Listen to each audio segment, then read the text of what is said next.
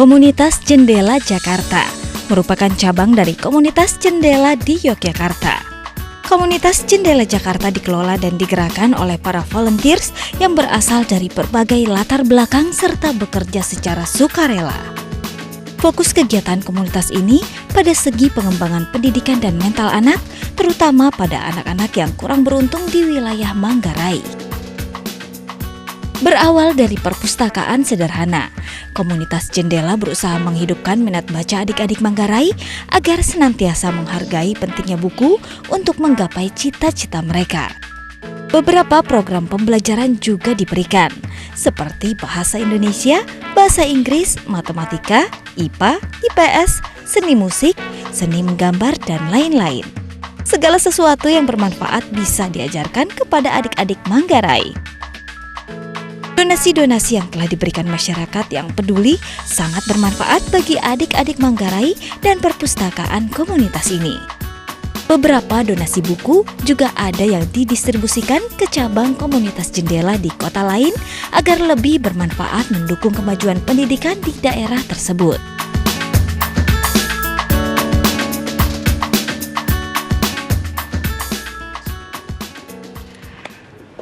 Iya, kita balik lagi.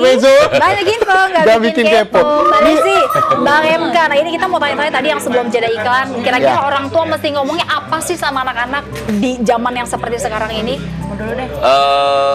Jadi kalau tadi sebenarnya kalau paling utama ya gitu ya, ini kan soal kekayaan informasi ya. Betul. Jadi, pasti hubungannya erat dengan pendidikan gitu. Bagaimana kemudian anak-anak mendapat informasi yang cukup dan kaya, entah dari pendidikan formal atau dari pendidikan keluarga. Nomor satu lah gitu. Itu mutlak mau nggak mau gitu. Karena begitu salah informasi, misalnya di beberapa negara gitu kan. Bagaimana misalnya anak menghindari penculikan misalnya, itu kan ada diajarin tuh ketika ada orang yang tidak kenal dengan mudah mulai anak-anak lu teriak aja misalnya gitu, atau ketika anak-anak lagi misalnya didekatin orang asing atau apa nangis aja misalnya gitu, itu kan part bagian dari pendidikan yang harus dilakukan ketika misalnya anak-anak terhadap menghadapi ancaman tertentu, sama halnya ketika kemudian juga menghadapi ancaman dari beberapa orang yang mau membawa ke prostitusi gitu. Terlepas dari apakah memang itu jago ngelobi, jago public speaking atau jago penyuluhan, tapi kalau udah kebal, kalau udah kaya dengan informasi pendidikan dan sebagainya, saya pikir sih insya Allah sih rada aman. Gitu. Aman ya. Saya setuju. Kenapa di sini malah dipikir ya, yang tabu itu justru yang biasanya anak-anak yang itu yang salah informasi. Ini kita real case adalah saya sama anak saya usia 9 tahun. 9 tahun kan belum remaja tapi pra-remaja ya. Pra-remaja itu dia udah umur 8 tahun saya udah ngomong informasi about everything, tapi muka saya ngomongnya lempeng aja gitu. Sebagai ini fakta. Jadi dia tahu dan kaya informasi. Cuman kalau di Indonesia kita takut. Katanya kalau kita kasih tahu malah jadi pengen. Padahal anak remaja nggak tahu, tetap hormonalnya dia pengen cari tahu. Nggak tahu, jadi pengen kepo terus karena nggak tahu. Iya, karena nggak tahu. Iya. Kalau infonya dikit kalau gitu. tahu, tetap nggak pengen juga. Tapi dia paling nggak pintar. Dia sudah tahu. This is wrong. Ini nggak benar. Jadi edukasi seks terhadap anak juga paling fakta. Harus juga dikasih tahu sejak awal. Yes, begitu. Itu paling menurut saya paling penting. Karena prostitusi kan sebenarnya ini kalau tadi sempat diskusi juga ya bahwa bagi saya emang bahaya laten. Prostitusi dengan segala level, dengan segala jenis dan macam-macamnya gitu. Mau dia orientasinya street, mau orientasinya berbeda atau menyimpang gitu. Ya prostitusi tetap bagi saya adalah menyimpang prostitusi. Tidak usah dilihat dari orientasi seksnya. Kita bicara sekarang yang gay ini, Bang MK dan juga Mbak Lisi, otomatis menyimpang. Nah, ketika anak-anak sudah kecebur di situ dan kemudian mereka ada indikasi untuk, mohon maaf, jadi sakit. Ini ada kemungkinan mereka bisa straight lagi atau memang ketika sudah terjadi seperti itu ya otomatis itu pilihannya. Iya, apalagi yang sekarang ini ada 7 yang sudah mengalami rehabilitasi begitu. Tapi kalau di psikologi saya harus ngurusin sedikit nggak apa-apa. Iya. Menyimpang belum tentu sakit. Sakit tuh kayak flu aja emangnya gitu ya enggak. Menyimpang itu ada orientasi seksualnya menyimpang. Normal kan sama heteroseksual cowok sama cewek. Ini menyimpang dia laki-laki. Nah, tadi Anda tanyakan habis ini mau diapain gitu. Rehabilitasi sih oke, tapi so far ya kalau saya ngobrol di Indonesia rehabilitasinya tuh kurang mengena. Artinya apa? Pendek. berapa bulan. Ini kan kita harus monitor terus setiap tahun. Nanti kan dia kan sebentar lagi yang udah usia 13 tahun, bentar lagi 14 tahun, bentar lagi menikah. Ya enggak, ini harus dimonitor terus gitu. Apakah memang sudah di track yang benar? Misalnya sebulan sekali gitu ya datang gitu ya. Gimana Dek hari ini gitu. Jadi monitoring itu hal yang harus dilakukan setiap bulan begitu ya? Bukan setiap bulan lah. Minimal Artinya ada intensitas waktunya jelas cari gitu. kenapa dia bisa terjerumus itu. Dan Karena itu untuk korbannya. Kalau untuk pelakunya dihukum berlapis yang kita dapat informasi dan ini kalau menjadi salah satu jadi- ada undang-undang bahwa melakukan hukum kebiri. Apakah ini menjadi salah satu cara untuk membuat jerah si pelaku? Sebenarnya secara undang-undang kan ini untuk pelaku kan sudah dijerat dengan 4 undang-undang sendiri ya, undang-undang pornografi, undang-undang transaksi elektronik, undang-undang pelindungan anak, Pelindungan ya, anak, undang-undang perdagangan manusia. Betul. Udah 4. Tapi yang kurang adalah sanksi sosial.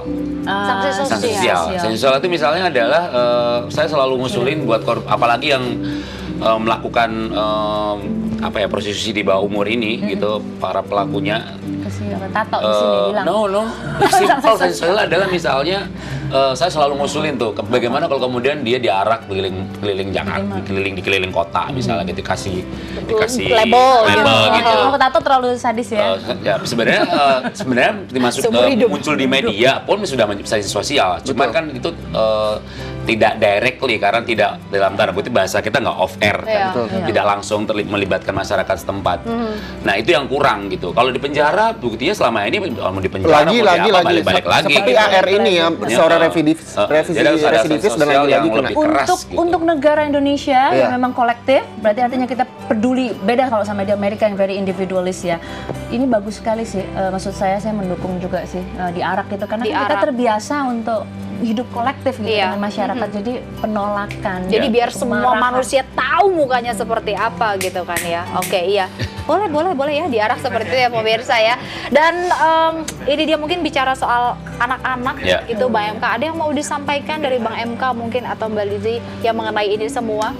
Ya anak-anak tuh kan pure murni gitu, aset gitu yang harus dilindungin gitu. Jadi ya walaupun saya belum punya anak tapi saya punya ponakan, saya punya ya memang harus dilindungin dari bahaya-bahaya. Satu, bahaya informasi yang salah, itu yang paling penting gitu.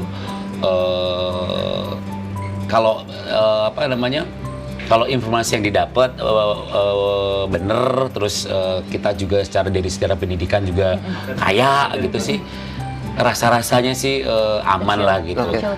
Saran satu lagi adalah saya sih menganjurkan, dari dulu saya selalu ngomong bagaimana kemudian pendidikan seks tanda kutip ini sejak ini dilakukan. Oke, jadi informasi yang baik dan benar juga memang harus disosialisasikan orang tua terhadap anak, begitu orang ya. tua harus punya jadi fountain of knowledge, jadi satu kayak sebagai sumber informasi. Karena biasanya gini, Mak, gitu ya nggak, Gak ngerti, orang tuanya gak ngerti juga. orang tuanya Langsung bingung panik, dia. kaget, Ya udah nggak begitu. gitu. Dia mendingan bilang, gue mendingan lihat tanya yang lain. Mendingan nanya sama Harus temen deh really gitu ya. up to date. Jadi open minded, komunikasi yang baik ini menjadi salah satu cara yang tepat begitu untuk terhindar dari kasus-kasus Sama seperti itu. mindset punya anak. Oke. Kalau mindset punya anak cuma buat turun aja, lebih baik nggak usah punya anak. Betul. Karena punya anak tadi dia itu ngomongin generasi selanjutnya. Ngomong masalah punya anak dan jadi generasi dan juga memberikan informasi, kami juga setelah jeda akan mengundang pemirsa komunitas Jendela Jakarta yang tentunya mengayomi anak-anak di bawah umur untuk dapat berpikir lebih positif lagi dan melakukan tindakan lebih positif. Tapi Pasti. nanti setelah jeda tetaplah bersama kami di Intermezzo. Banyak info. Gak bikin kepo. Ku petik bintang untuk kau simpan, cahayanya tenang, berikan kau perlindungan sebagai pengingat teman, juga sebagai jawaban semua tantangan. Ku petik bintang untuk kau simpan, cahaya